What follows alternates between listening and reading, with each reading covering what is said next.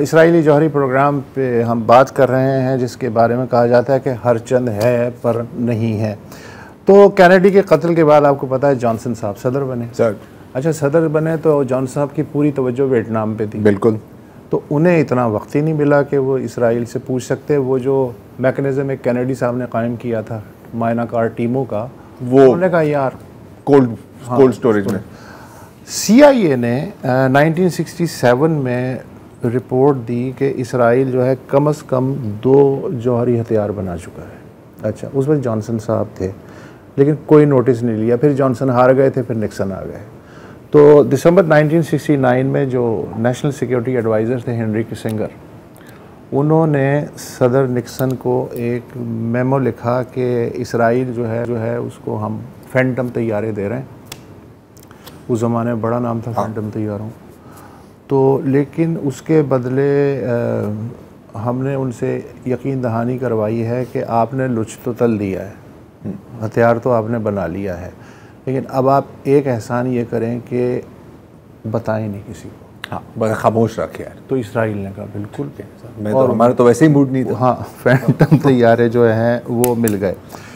अच्छा, लेकिन 67 में इसलिए कोई ख़तरा नहीं था इसराइल को कि इसराइल ने वाइप आउट कर दिया था शाम को भी और मिस्र को भी, तीनों का कर दिया था। तो उसको कोई जिक्र करने की ज़रूरत नहीं थी। फिर कोई 5 साल बाद अक्टूबर 1973 में जब मिस्र और शाम ने अचानक हमला किया है इसराइल पे 6 अक्टूबर को, तो 7 अक्टूबर को एक इजलास होता है जिसमें उस ज़माने के जो डिफेंस मिनिस्टर थे मोशे दायान, वो प्राइम मिनिस्टर गोल्डा मायर से कहते हैं कि मैडम ये बताइए कि जो जौहरी हथियार हैं क्या हम उन्हें तैयार रखें, इसलिए कि अब एग्जिस्टेंशियल थ्रेट आ गया है।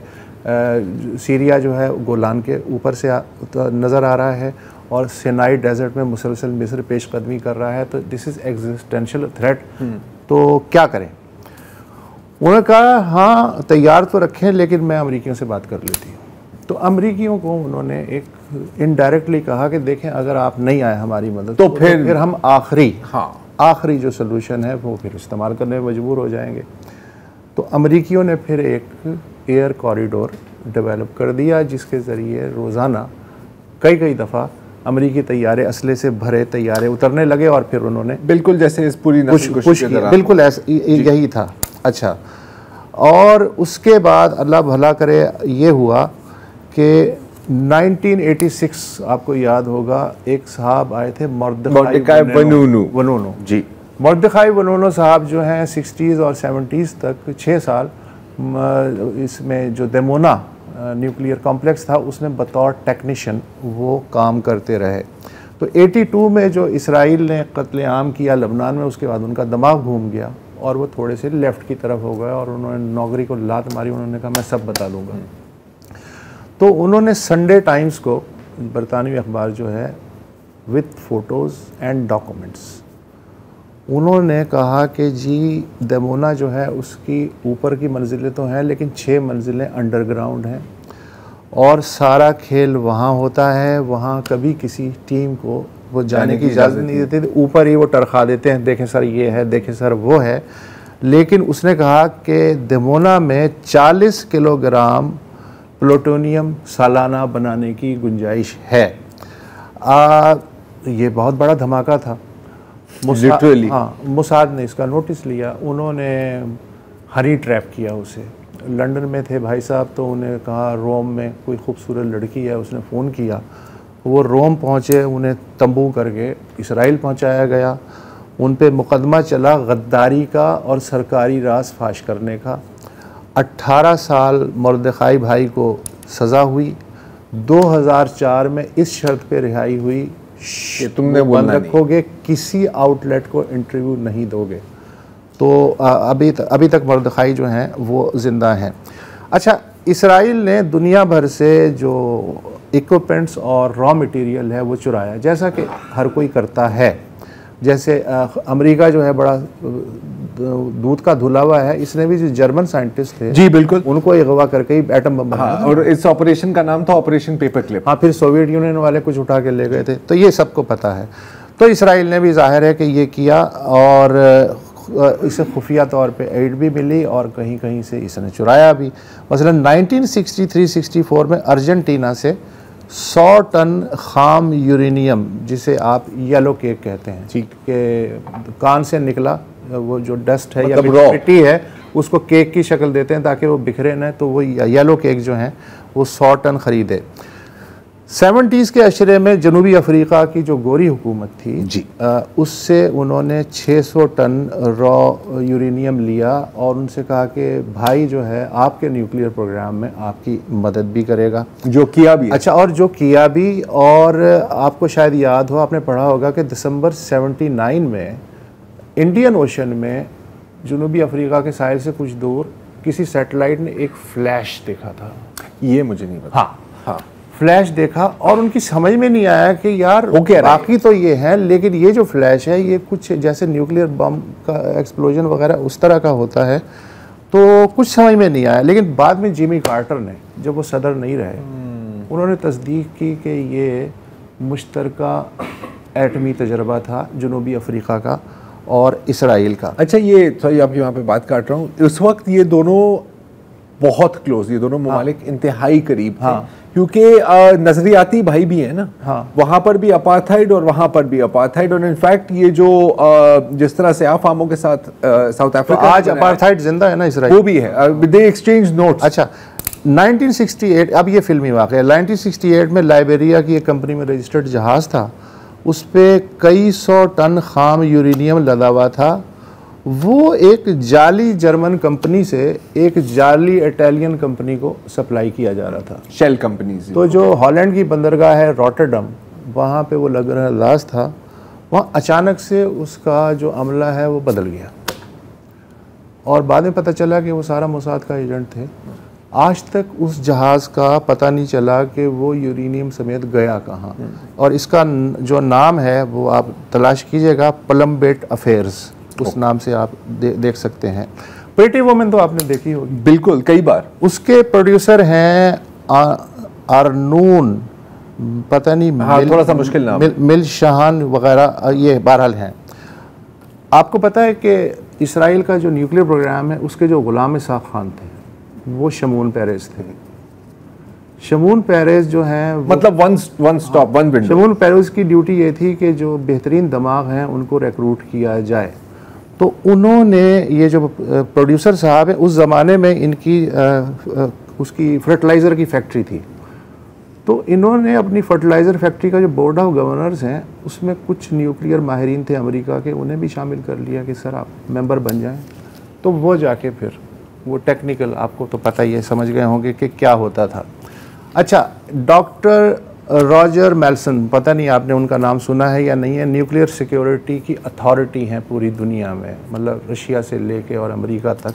मैं एक चीज़ यहाँ पर ऐड कर दूँ। हाँ। ये जो आपने बात की ना, वनूनू नहीं, सॉरी, ये जो डायरेक्टर साहब, प्रोड्यूसर साहब हैं, प्रीटी वुमेन के एंड 12 Years a Slave के। अच्छा, ये एक शानदार मिसाल है कि किस तरह मोसाद और इजराइल अपने हॉलीवुड के कॉन्टैक्ट्स को इस्तेमाल करते हैं। हाँ, कि ये बंदा था बड़ा मकबूल, राइट, हर, क्योंकि इसे घर में सारी एक्टर्स और एक्ट्रेसेस पार्टी टाइम, राइट। तो इसकी आड़ में काफी एस्पियोनाज भी हुई थी, कि जैसे कि एक जर्मन इंजीनियर था जो सेंट्रीफ्यूज बनाते हैं, राइट, तो उसको कहा कि यार तू आजा मेरे घर पे पार्टी है। अच्छा, अब कोई नोटिस भी नहीं कर रहा, 1000 लोग आ रहे हैं, 1000 लोग जा रहे हैं, और उसको सिर्फ इतना कहा कि यार हम लोग ऐसे ही बैठेंगे, बातें करेंगे, और फिर जब मैं बाथरूम जाऊंगा ना, आप मेरी किचन की मेज के ऊपर ना ये डॉक्यूमेंट्स ऐसे ही भूल के चले जाएं। इस तरह इजराइल को सेंट्रीफ्यूज डिजाइन्स मिले। हाँ, बिल्कुल ऐसा ही है। एक वक्फा ले लेते हैं और उसके बाद ये जो फिल्म बनी है इसको और आगे बढ़ाते हैं। Welcome back. इसराइल जौहरी ताकत कैसे बना, इसकी कहानी हम आपको सुना रहे हैं। एक साहब हैं डॉक्टर रॉजर मेल्सन, वो न्यूक्लियर सिक्योरिटी की अथॉरिटी हैं वर्ल्ड वाइड, रशिया से लेके अमेरिका तक और ऑस्ट्रेलिया तक, जहाँ भी न्यूक्लियर सिक्योरिटी का इशू होता है। फुकुशिमा का जो तबाही हुई थी उसमें भी इन्होंने सजेस्ट किया, उसके बाद ये सेफ्टी प्लान, मतलब एक अथॉरिटी हैं। उन्होंने एक सेमिनार से खिताब किया और वो खासा धमाका खेज था। उनकी थोड़ी आवाज़ सुन लें आप। From Oak Ridge, best people from the Commission, best people from NUMEC, and they came up with 178 kilograms of missing highly enriched uranium. Of that 178, they found that 94 kilograms could no way be accounted for. So the inventory difference grew to 287 अच्छा, बड़ा इनका लंबा ये lecture है, लेकिन लुब्बिल वाब उसका ये है कि रॉजर मेल्सन साहब का कि 60 के अशरे में पेंसिल्वेनिया की जो नेवल लेबॉर्ट्री थी जहाँ के एनरिच्ड यूरेनियम रखा जाता था आबदोज़ों के लिए और बाकी जो एटमी तवानाई से चलने वाले जहाज़ हैं उनके लिए, वहाँ से 178 किलोग्राम एनरिच्ड यूरेनियम की जो एक खेप है वो इधर उधर हो गई, गायब हो गई। अच्छा, उसमें से बहुत सा रिकवर हो गया, लेकिन 90 किलोग्राम का कुछ पता नहीं चला कि वो कहाँ चला गया। अच्छा, किसी अमरीकी एजेंसी, FBI ने इब्तदाई तहकीकात की, लेकिन किसी अमरीकी एजेंसी ने कोई हतमी रिपोर्ट नहीं जारी की कि ये जो 90 किलोग्राम है इनका हुआ क्या। अच्छा, और कोई छोटी बात नहीं है। 90 किलोग्राम यूरेनियम, हाँ यार बिल्कुल, 90 किलोग्राम तो आटा भी बहुत होता है। अच्छा, बिलाखिर एक अमरीकी मायनाकार हैं, उन्होंने की एक टीम देमुना में 60s में गई थी, उन्हें वहाँ यूरेनियम के कुछ ट्रेसेस मिले, तो उन्होंने सोचा कि यार देमुना तो प्लूटोनियम बेस्ड प्रोजेक्ट है, यहाँ यूरेनियम वगैरह क्या कर रहा है। बहरहाल उन्होंने थोड़े से जो सैंपल हैं वो ले लिए होंगे, मतलब वो जो वहाँ के जो, तो जब उन्हें टैली किया गया तो पता चला कि ये जो पेंसिल्वेनिया वाला जो यूरेनियम है उससे इसका DNA मिलता है। अच्छा, इसराइल की जो सरकारी पॉलिसी है वो ये है कि कंफ्यूज रखो, यानी ये कि हम मशरिक़ वस्ता में जौहरी हथियार मुतारिफ नहीं कराएंगे। इसका मतलब क्या है, कोई आज तक नहीं बताया इसका मतलब क्या है कि मुतारिफ नहीं कराएंगे। दिसंबर 2006 में अमरीकी वज़ीर दिफा थे रॉबर्ट गेट्स, उन्होंने सेनेट में बयान दिया कि ईरान चारों तरफ से जौहरी ताकतों से घिरा हुआ है, मशरिक़ में उसके पाकिस्तान है, शुमाल में रूस है, मगरिब में इसराइल है और ख़लीज में अमेरिका है। पहली बार किसी अमरीकी एहलकार के, आला एहलकार के मुँह से इसराइल का नाम सुना गया। उसके एक हफ़्ते बाद वज़ीर आज़म हैं यहूद ऑलमर्ट, उस वक्त इसराइल के वज़ीर आज़म थे, उन्होंने एक जर्मन TV चैनल को इंटरव्यू दिया।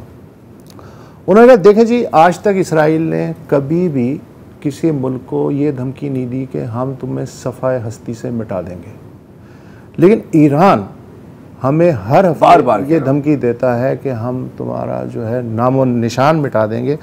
अब भला बताएं कि उसे अमेरिका, फ्रांस, रूस और इसराइल की तरह एक ज़िम्मेदार जौहरी रियासत के तौर पे आप देख सकते हैं, तो भूले से उन्होंने मतलब ऐसे ही इसराइल का नाम भी छोड़ दिया। मेरा ख्याल है टारगेटेड लीक्स हैं ये। सितंबर 2016 में साबिक अमरीकी वज़ीर ख़ारजा थे कॉलिन पावल, चम्मच वाले, WMD वाले जी, हाँ, उन्होंने कहा, रिटायर हो गए थे, उन्होंने कहा कि एक इंटरव्यू में कहा कि तेहरान अगर चंद एटम बम बना भी लेता है तो उससे क्या फ़र्क पड़ेगा। कॉलिन पावल कहते हैं, हाँ, ना करो यार, कॉलिन पावल कह रहे हैं, ठीक है, उससे क्या फ़र्क पड़ेगा, क्योंकि ईरान को अच्छे से मालूम है कि इसराइल के पास तो 200 हैं। हाँ, ये भी है, एक के बराबर कॉलिन पावल, हाँ, एक कॉलिन पावल के जवाब में अच्छा, 50 मिलेंगे। अच्छा, Stockholm International Peace Research Institute, आपको पता है अथॉरिटी है, दुनिया में जो भी असला ख़रीदा जाता है, बेचा जाता है, डिफेंस बजट वगैरह, उसकी कई साल से हर सालाना रिपोर्ट में 9 एटमी ताकतों का जिक्र होता है। अच्छा, इनमें मैं बता चुका हूँ कि 5 तो रिवायती एटमी ताकतें हैं, इसके अलावा शुमाली कोरिया, भारत, पाकिस्तान है और इसराइल का ज़रूर जिक्र होता है। सिप्री यानी इसका जो एब्रीवेशन है, इसका अंदाज़ा है कि इस वक्त इसराइल के पास कम से कम 90 एटमी हथियार हैं, जिन्हें के जो कि फ़ज़ा से दागे जा सकते हैं, ज़मीन से दागे जा सकते हैं, बहर आबदोज़ों से दागे जा सकते हैं, और जेरिको मिज़ाइल है जो स्पेशली डिलीवरी सिस्टम है। जेरिको की जो मार है 4000 किलोमीटर तक है, जेरिको 1 और जेरिको 2। अच्छा, इसराइल अगरचे IAEA का मेंबर है, इंटरनेशनल एटॉमिक एजेंसी का, लेकिन वो NPT का रुकन नहीं है, लिहाजा आज तक IAEA जो है देमोना में उसे रसाई नहीं मिल सकी। इसलिए कि वो एनपीटी का मेंबर ही नहीं है, तो वो रसाई नहीं दी सकती। जबकि आपको पता है कि एनपीटी का मेंबर कौन है? ईरान है, जिसकी आपने अभी पिटाई देखी। दिसंबर 2014 में अक़वाम मुत्तहिदा की जनरल असम्बली में 161 वोट हक़ में पड़े और 5 खिलाफ पड़े। मुतालबा ये था कि इसराइल एनपीटी पे साइन करे, क्योंकि मशरिक़ वस्ता में ये वाहिद मुल्क है जिसने अब तक एनपीटी पे साइन नहीं की है, ताकि मशरिक़ वस्ता को न्यूक्लियर फ्री जोन करार दिया जा सके। जनरल असम्बली की करारदाद आपको पता है, उसकी कोई अहमियत तो ज़्यादा नहीं। अच्छा, मुखालफत में किसके वोट आए? अमेरिका तो जाहिर देगा, माइक्रोनेशिया, कनाडा, पुलाव का नाम सुना है? हाँ। और माइक्रोनेशिया, उन्होंने इसराइल का साथ दिया। $2 लाख हमेशा दिए जाते हैं हमेशा। वो पुलाव सस्ते में मिलता है। अच्छा, 2016 में अगरचे के दमोना इंटरनेशनल इंस्पेक्शन से बाहर है, उसके बावजूद 2016 में एक रिपोर्ट आती है कि दमोना न्यूक्लियर कॉम्प्लेक्स के 65 मुश्तरका तहकीकाती प्रोजेक्ट चल रहे हैं दुनिया के मुख्तलिफ इदारों के साथ, जिनमें इंटरनेशनल एटॉमिक एनर्जी एजेंसी भी शामिल है, जिसमें अमेरिका का डिपार्टमेंट ऑफ एनर्जी भी शामिल है, और जिसमें अमेरिका का जो डिपार्टमेंट ऑफ एनवायरनमेंट है वो भी शामिल है। 65 चल रहे हैं, हालांकि खुफिया प्रोजेक्ट है। बिल्कुल। तो भाईजान ऐसे चलते हैं। ये है दुनिया, ये है दुनिया। और मतलब बॉटम लाइन क्या है कि यार आपको कत्ल करना पड़े, चोरियां करनी पड़े, डाके मारने पड़े, जौहरी हथियार बना लें। हाँ, एक दफा बन गया तो फिर आप कह सकते हैं कि सर अब तो हो गया, फैक्ट्स ऑन द ग्राउंड। कल मेरा जी चाह रहा है कि एक और मुल्क जिसकी शुरू में अमेरिका ने बहुत मदद की जौहरी तवानाई के लिए, पीसफुल मकासद के लिए, उसका हम जिक्र करें। ईरान। हाँ बिल्कुल, अमेरिका ने उसकी मदद की थी, लेकिन फिर बाद में क्या नहीं। और आपने जो भी बात की ना कि लोग समझते हैं कि ये हमेशा अमेरिका और इजराइल मतलब एक ही फोर्स थे, जो बिल्कुल नहीं थे। तो सुएज का तो आपने जिक्र किया है, बहुत लोग नहीं जानते कि यूएसएस लिबर्टी के साथ क्या हुआ था। हाँ। तो अगर कल मौका मिले तो मैं ये भी पेश करना चाहूँगा साथ साथ। ठीक है, अगर मौका मिले तो